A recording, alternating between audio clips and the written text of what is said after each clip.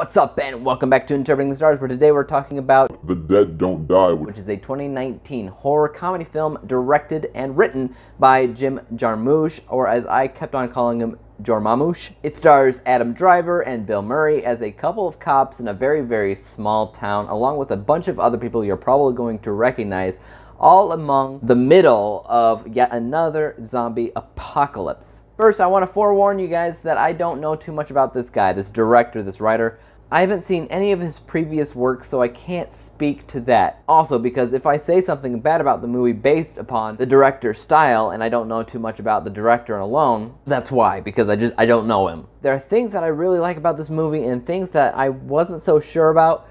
First and foremost, I really like the fact that they utilized a different idea for zombies instead of it just being an airborne virus or whatever. Something's a little bit wonky with the Earth's rotation, the Earth's axis, and because of that, some weird things are happening, including the fact that zombies are rising from their graves. While it doesn't necessarily make a lot of sense from a logical standpoint, from a scientific standpoint, it doesn't really make a lot of sense. I appreciate the fact that they didn't just do a virus. I like that they made it a little bit more unique, a little bit more original in that idea. Secondly, I really like the dry humor in this film. Dry humor is something that's really hard to get right. And comedy as a whole is a very, very subjective genre. It's hard for everybody to love any given comedy.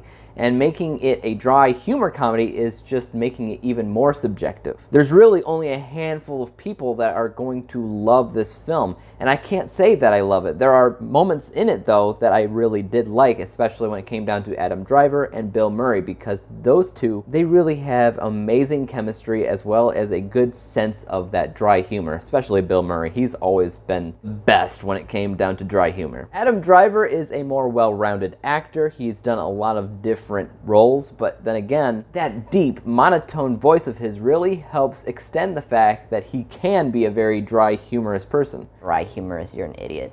But of course, they're not the only people in this movie that have dry humor. Everybody in this movie has a good amount of dry humor. They're just at the forefront, and they're the ones that you're going to be focusing on the most because they're the best characters. And I'm not sure if I like or don't like the fact that part of this movie is meta. There's a couple of references in the beginning of the movie and the end of this movie that the characters know that they're in a movie. And it is so incredibly random, which is funny, but then again, it's not consistent. It's not from beginning to end. It's just here and there. So even though I like the fact that it was meta in the beginning and the end, I wasn't entirely sure why it wasn't consistently meta from beginning to end. There's a lot of stuff in this movie that was neither great or bad, stuff that kind of just passes by my radar. There are some things, however, that I considered bad altogether, though.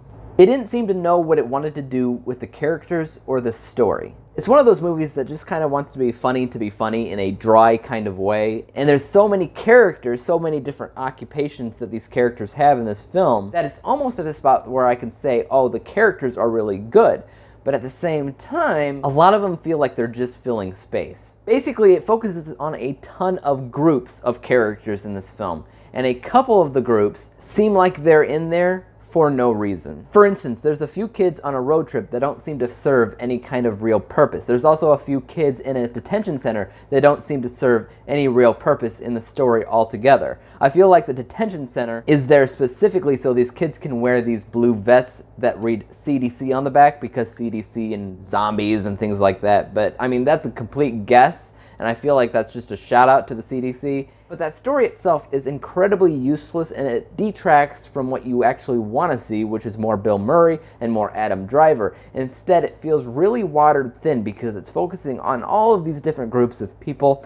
A lot of them don't serve any real purpose in the film, and that's really kind of disappointing to me as an audience member. The film really doesn't feel that balanced, and that kind of goes into the story. Like I said, it doesn't really know what it wants to do with the story either. Sure, there are zombies. Now what? A huge chunk of this movie, more than half of which is just people standing around and talking to each other. And I mean, I guess I get it. It is in a small town, and in small town there are small doings, not a lot of huge going-ons or anything like that. I know that's not really a word, but the fact of the matter is there's not a lot happening in this movie. That adds to the dry humor of the film, but it doesn't really help the storytelling aspect because we don't know who the main character is, who the protagonist is, who anybody is because nobody's actually trying to do anything specific, at least not for a majority of the film. It's almost like the old Godzilla movies where everybody just kind of stands around and watches things happen, watches the zombies happen. It's almost like this movie's artsy-fartsy in a way, because it's not trying to do anything with the story or the characters as much as it's trying to do things behind the scenes,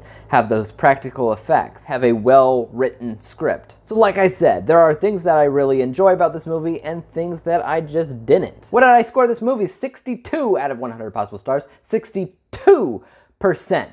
So there you have it, guys. Tell me what you thought of this movie in the comments down below. And as for YouTube, you know what to do. Subscribe to me, hit that like button, and hit the bell to be notified when I come out with my next review. And until then, peace out!